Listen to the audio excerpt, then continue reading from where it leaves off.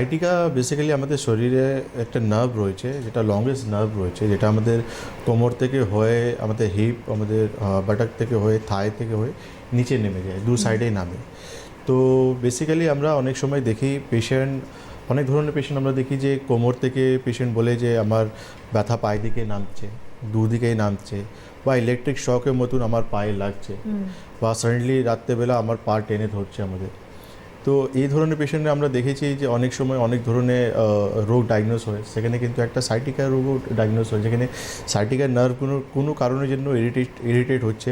আমাদের কোমরের কিছু কারণের জন্য, যেখানে আমাদের 33টা ভার্টিব্রা রয়েছে, সেখানে লাম্বারে যে ভার্টিব্রাগুলো রয়েছে সেখানে কোনো, বা সেক্রামে যে ভার্টিব্রা রয়েছে সেখানে কোনো ইরিটেশনের জন্য আমরা দেখছি যে সাইটিকার নার্ভ ইফেক্ট হচ্ছে, আর সাইটিকার নার্ভ ইফেক্ট হয়ে এই সিমটমসগুলো আমরা দেখতে পারি। সাইটিকা কোনো রোগ নেই,